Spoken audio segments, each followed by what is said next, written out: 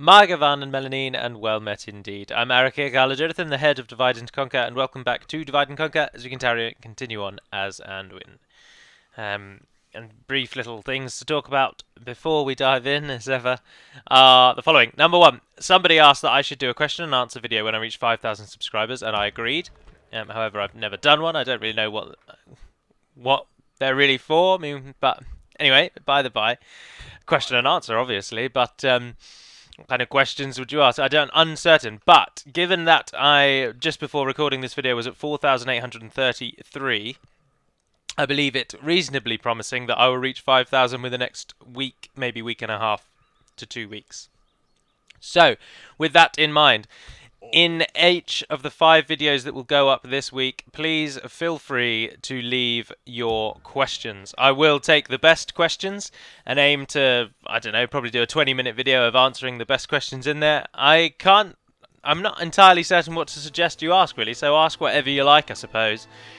I mean, I'll vet them anyway, so, you know, if it's ridiculously outrageous, then I just will ignore it, but feel free to ask any questions you want, although to separate questions that you might want an answer to right now, like a question about the change log or something like that, if you do want your question to be one that is purposefully for a question and answer video, then please just put QA in capital letters at the start of the question.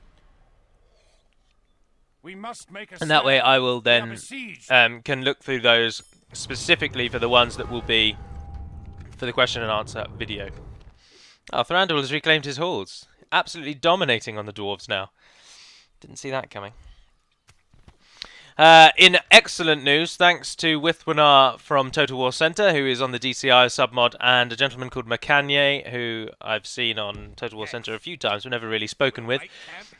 Thorin's Halls, you may not have even noticed, because no one ever really fights here, but Thorin's Halls now finally looks like the Thorin's Halls that is seen in Leo's Submod, the alternative patch version 1. Yes, my lord. So, after spending ages trying to work out how to do it, Withwinar swooped in, came to the rescue and told me exactly what I needed to do, and it worked, and that is good. So that will be in version 1, along with the double Morias. Now, interestingly, Mardash did not attack me. And I didn't move him back because I didn't think he'd get there in time. Go on then. Yes. Pulling back from the wall. Let's try and save Grimbeorn. Also, I read the comment that said that Gleowine looks like such a happy little bugger, considering everyone else is so grumpy. And that made me laugh a lot, because he does. Everyone else is a grumpy bugger, but Gleowine looks like he's so cheery. So that made me chuckle. Chuckle a lot. And of course, Gundabad is about to fall with the meager garrison that we've left behind. So, and I've just, Gleowine, even though the game told me I would be able to get past Goblin Town, as expected, I actually can't get past Goblin Town. So, Gleowine, you're going to head north, retake your mountain, and we'll have to come at the Misty Mountains through Angmar. Now, this is good as well, because, of course, we've lost the ability to take Rakyberg. I mean, I can try and buy it from the Wood Elves now if I get a lot of money. But it means that our wars against the Dwarves will now more than likely either be a glorious sweep into Erebor, taking that, or we'll try and fight Khazad-dûm for Foradrain. But those two can just sit there for now. We'll use them together to try and take Anon-Enarod. Of course, the Misty Mountains might die with the defeat of Anon-Enarod. It depends if that's their family. No, he's only the heir, which means the leader is in that one. Right. So that's our immediate goal. Your orders, my lord. Yeah, so I'll say that again in case people skip through bits and pieces. If you want to ask a question specifically for the question and answer video, then please put QA in capital letters at the start of the question. And do literally ask anything you want to ask. I have no idea. Again, I'm such a terrible YouTuber because I don't really see the point in a question and answer. What do you want to know that you can't ask on a video anyway? I mean, I don't know. But feel free to ask any questions that you will, and I'll have a little look through. I'll try and answer as many as I can. I'll make the video 20 minutes long. And we could just go from there, really, I suppose. I don't actually have a camera in my possession, so I can't even give you a video that is just 20 minutes of me talking, so you can finally see exactly what I look like. You get to see what my room looks like, if that's an interesting thing for people. But I don't have a camera to do that. I mean, I used to, when back in school, I had a Logitech one that plugged into my laptop, back in the days before laptops had built-in cameras as standard, really. Yeah, but I don't know what happened to that. I think it broke. Alright, our only hope is to trust in the strength and arm of our men and ensure that the enemy batters themselves to death whilst climbing the hill. To our advantage is the fact that we are at the top of the hill. Fighting uphill is a great stress on an enemy, and it will indeed destroy their stamina. There's our nice new unique Vale of Anduin town centre flag. So that's all we've really got to hope for. The enemy's going to come up here one by one, and we are going to try and stop them.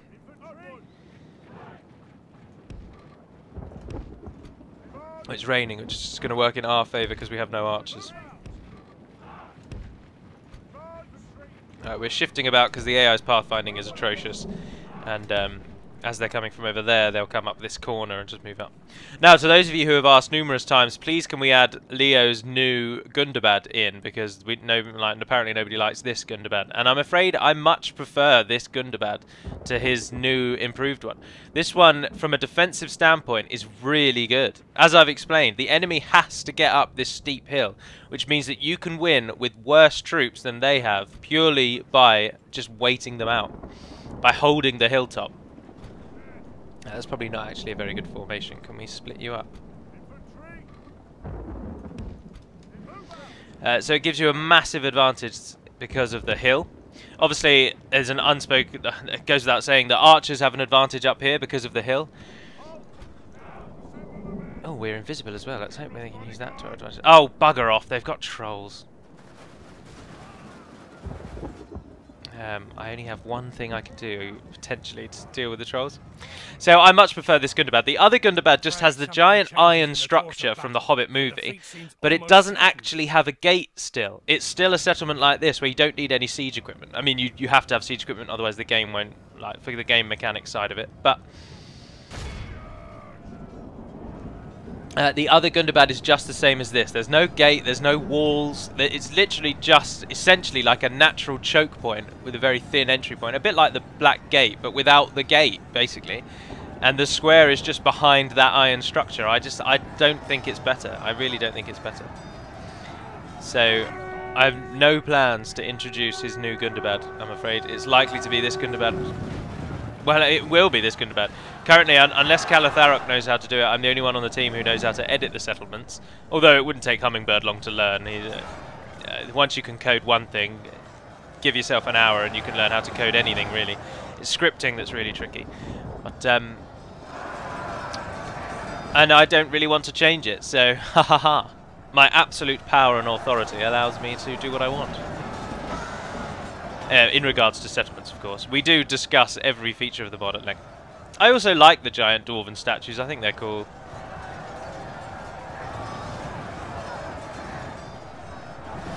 It is a shame, though, that you can't get unique portraits per faction. They're done per culture. Because otherwise all of the Anduin ones would look very similar to Beorn. They'd look like Beorn. They'd be variants of Grim Beorn. They'd be gruff, bearded men. They wouldn't have much armour. Because most of the generals, we've made the generals Beornings, obviously. Skin changes. But you can't. They have to be per culture. And the culture of the Anduin faction is Mesoamerican.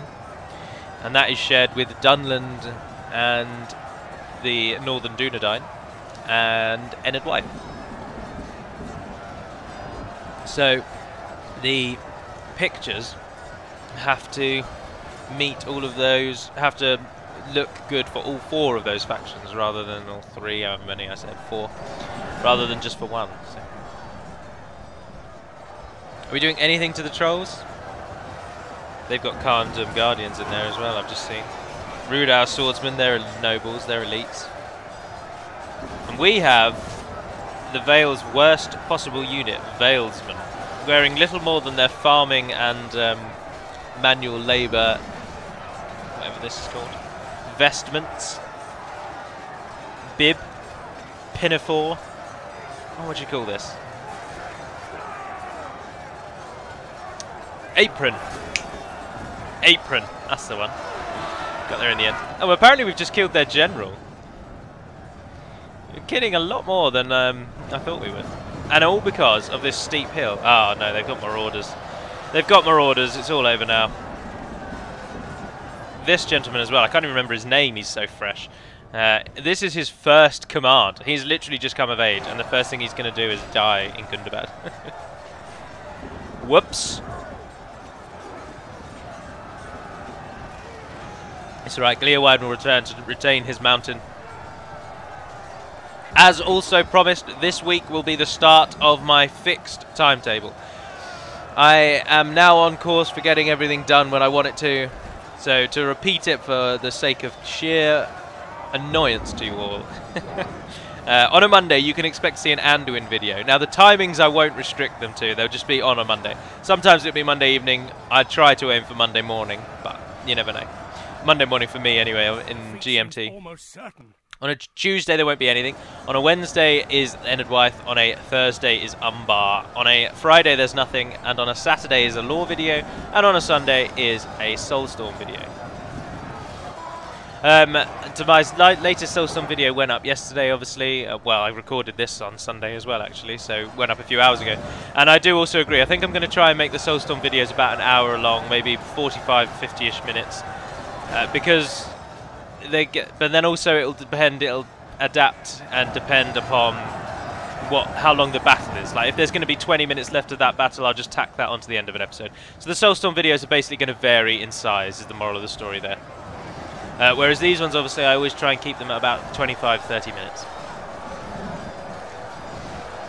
I hope you enjoyed the Numenor video that went up recently. And I hope you're still enjoying the format of the lore videos at the moment. I've been incredibly lucky. Oh no, it's all over now. Our general's dead. I daren't really speak of it for fear that the copyright will come through, but I managed to find about 9 Lord of the Rings songs which don't flag up as copyrighted.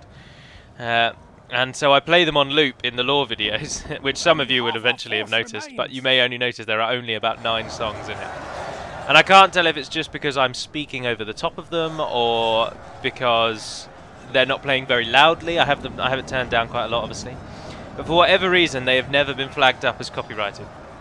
It could also be because they are most of them aren't from the official CDs, and they are kind of a few of them are songs merged together and performed by other orchestras. Which, because they've taken bits of the songs from the songs I like the most, very famous little snippets of songs, and they've kind of merged them into one song. But then because they're not the official ones, therefore, I don't know if that's why, but I don't know. I know that YouTube's system just scans through your video and kind of matches song patterns. So regardless of the fact that they wouldn't be official, that shouldn't really affect it. But it may be more cleverer than I'm giving it credit for. So anyway, luckily I get music in the back of those. Now I did watch a YouTuber. I can't remember if it was Lionheart or not. I haven't watched any Let's Plays since I've been back for about 3 weeks now. But Lionheart, possibly Lionheart, maybe someone else, and they've modded the base game's music back into Divide and Conquer so that you can actually have music in the background. But because I turned the main volume down so much, I've never really been that tempted to do that. Because there'd be music, but it'd still be very, very quiet. So, also, I've never actually dabbled with the music files, and it is a huge undertaking to change music just for the recorded ones. So it's unlikely to happen, but I do think it was a cool idea. If I can, I will try to make the question and answer video one that does actually just have me in it. It would be the first full-length video of just me in the surroundings that I play the game in. So just to give something extra to the video, because I really don't understand why you'd want a question and answer. But I need to stop saying that. But anyway, if I can, I'll try and dig out a camera. I'll try and dig out anything. I don't want to just do it with my phone, although my phone's probably good enough. But I don't particularly want to have to record on the phone because I never got to hold it up or I don't know, which would be annoying. Like a selfie style video, I don't want to do that. So I will try and procure a camera within the next week or so. Oh, it's going a bit joshy. It's not liking them rising to the top of the hill, is it? Have I been in ×1 this whole time? Oh, I am sorry. I wonder why it's all of a sudden just gone. Oh, my computer's probably running a background process or something, isn't it? Or has it had problems here before, actually? Can't remember. Let's move away from the action, see if it speeds up. Zoom out. Go over there. No, it doesn't seem to have any effect. No, so it must be something in the background. Oh, well, I can only apologise for that. Let us pray that Grimbeorn is not attacked before our army can make it across. And we'll also prepare to take Anduin and Éothéod, so it's all coming to a close end. Enemy is no longer in command of the city. We have lost, but we will fight them to the end. We'll fight them to the last, men, in agonisingly glitchy slow motion. I apologise. Oh, seems to have just taken a turn for no reason there. There we are, that's good.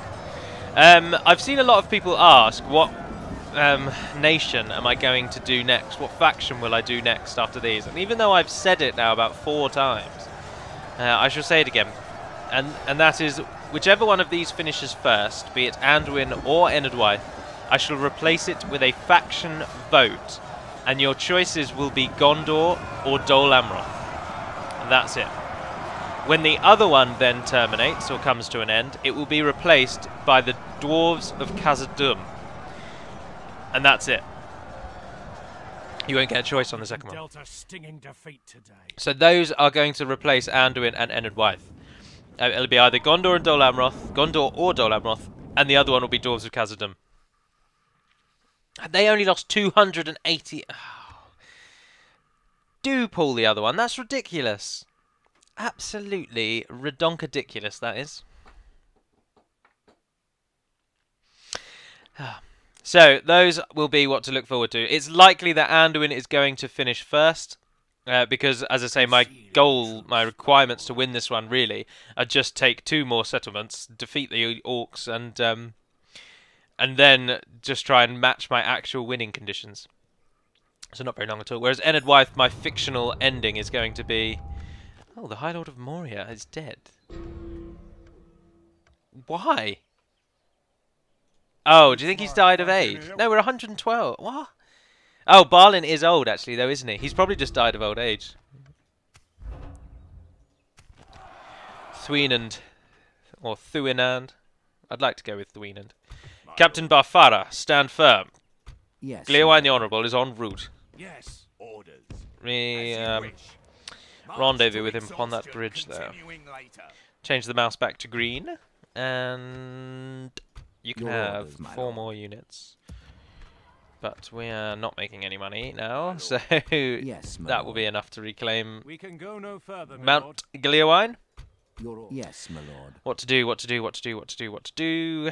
They are going to severely outnumber us. We have no hope really but to just chuck our men at it, do we? Your orders, my So let's do it. You move there. Yes, my lord. You move there. Your orders. In we go. Maintain siege. Yes, my lord. Maintain siege. To battle. I don't know if it's even worth building a battering ram. Yes. Because they're going to attack us. Yes. Oh, it's looking very promising. 1 turn more. 1 turn more and we can save Grimbeorn from my stupid mistake. My poor decision to link in the last video to this video. Oh, it's all very nervous now in the end turn. With the Dwarves of Khazad-dûm, just to pre-warn you all when that campaign comes, however, it will likely be within the next month, I should imagine. 4 more episodes of Éothéod. I should expect to be all that's needed. But I will take the Mirkwood path. And that is only because I'll be playing the Khazad-dûm campaign mostly to show it off. And of course, the Mirkwood path was the one that was broken and has been for a long time. So finally to show that off will be the aim. Now I also have going to do Khazad-dûm second because we are still currently testing it. So it's not actually yet complete and I don't want to show it to you until it's at least at the point that it's really likely to be at. Right, annoyingly, they've come for Barmond, who is not our main person. Sounds like barmaid, doesn't it? Fastred. We needed them to attack Fastred. Fastred's got the better army. Fastred's the better general. He's going to do damage. And in the hands of the AI, he's going to be useless. Orcabol the Cruel has got an army of Snagger, really. Some Bolgs champions. And then a few Wargs, but nothing major. Shagug, or Shagug. Oh, he's rubbish, really. Again, just these are whole armies of Snagger. So, AI, please take control of Fastred and be damn useful with him. In we go. This battle will likely, or almost certainly, culminate in the end of this episode, but we shall see it out to the end. Battles of the Mountains is a nice name that I'm going to go with. Albert Brions, you ask questions often, and your latest question was, what does the thing I say at the end of every single episode mean? And again, I have said this before, but I say Navar Neden Pedim Ad, and it just means farewell, Navar. Neden Pedim Ad means until we speak again. So it just means goodbye, basically. Right, they attacked us, the jammy bastards. So if we retreat, as always, try and be as tricksy as possible, tricksy little hobbits is. And sit on a hill somewhere. Oh, that's not very good. We could ambush them. We could go with the ultimate ambush. Their morale is going to be pitiful. Because Shagug is attacking us and Orcabol is reinforcing. Oh, but we've also got to think of that. I didn't look where they're coming from. They might... Would they... Oh, no. Stupid. If they came from the east and then northern side... then our reinforcements are going to be coming in from our right, and their reinforcements are going to be coming in from behind us. But if they came from the left and then north, then their reinforcements are going to be coming in on their right, which will be over here. So their reinforcements will either be on this side or this side, I think. Which would mean pulling back to there really is the best bet. But that's not a hill. It does nothing for us. Oh, we need to win this. Well, we don't need to. We'd get so much money after this. We'd be able to tailor-make an army to defeat the orcs and just walk back again a little later on. Where should we go? Let's just throw caution to the wind and sit in the... How ranged are we? 1, 2, 3, 4, 5. Not too bad, so... Right. Don't run away, but don't fire anything. I want you all to... sit in those trees there, and I'm going to call you into action when I need you. The only person who will not hide is our actual general. He is the only, and possibly the... No, the cavalry hides as well. So every single unit is going to be hidden for this battle, which is good. Are you hiding? Can you hide, please? Do you not hide? Oh, they do if you get them right in the corner. No, ignore it. You're cavalry anyway, so just sit where you like. Okay, so we're going to try and ensnare them. We're going to try and get them, catch them off guard. You units aren't very aggressive, so make up the defensive line, along with the 79 of them. Oh no, that's not very good. Right, you two, make up the line. There we are. Right, the woodland warrior hunters come over on this edge. You're going to spring out. 47 of you. Defensive, shield wall, and sit in the middle of the two, protecting their like artificial flanks. Oh, they're not hidden if they're in shield wall. Take them out of shield wall, align them a bit more to the right. Marvelous. Cavalry.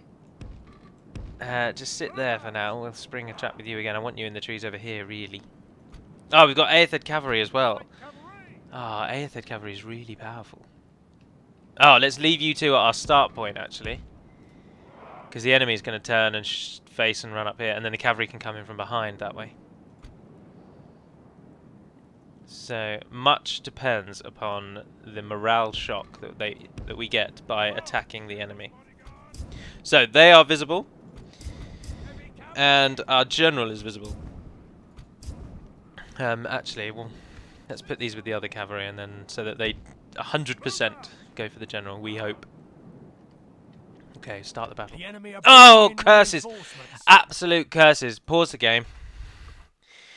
Oh, it's gone tits up immediately. It has totally turned around.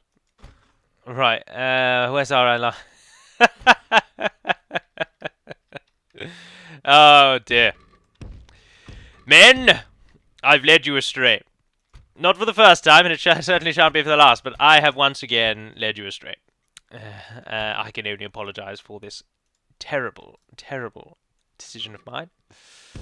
Men, turn and face. Right, we don't want to reveal you guys. We'll just use you in a moment, along with the... Where's the Beornings? Get them ready. You're going to turn and spring that trap there. Our archers are now all in entirely the wrong position. So, that's wonderful news. Archers, if you could run quite readily over there. Cavalry down here we'll have to just worry about in a minute. No. Fastred, I need you to be aggressive and I need you to be quick. Our cavalry's going to need to pull back or our army up here is going to be decimated. Cavalry, if you could get a jog on over there. We'll leave the herders in... we'll leave the herders where they are for now. Okay, you men. You seem to be where I want you. Pause, group. Like, start hiding if you can, maybe. Our archers are shifting position. Hobbit archers! Hobbit archers! Hobbit archers! Hobbitry in arms! Hobbitry in arms! Oh, the entire Marine force, apart from some trackers, are all For hobbits. the moment, the fortune of battle goes our way. Let's Well, pray it that's lucky. remains as such. The fortune of battle at least goes our way. Oh, they're very revealing outfits, aren't they? Orc slags, they should be called. It's practically wearing a G-string. Well, the loincloth equivalent of a G-string. Infantry! Spearmen! Where's those? Yeah, they don't need them in shield. We're up against an enemy with few cavalry. Stay where you are. Archers, as soon as you make it into position, you are free to do what you will. Cav, are they not coming for us because they don't know where our army is? Hobbit archers! Alright, you're not going to be any use there then either. So, please... Where's our defenders? There they are. Oh, no, yeah, you are, because look, they're coming in right next to you. Right, you men. Snagger stalkers. You two, move up into position. Éothéod, hit those orc hunters. Oh, no, stop. The archers are going to take care of some of them. Mountain Orc Hunters have a pitiful defense against archers. They have a very high attack, very high damage, but they're useless against archers. Although, I've foolishly taken us into the forest, despite knowing full well that cavalry and archers are less effective in the forest.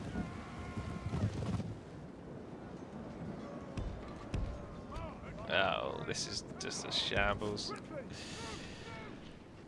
Let us hope that Fastred manages to save something from this battle. Right, battle is joined beneath the trees. Only on one side, interestingly enough. Oh look, there are woodman warriors routing already. You've literally just got there. Oh.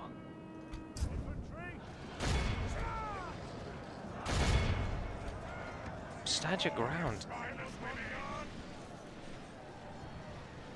General's bodyguard. Who's just hit our lines? Those mountain orc hunters. Who are they fighting against?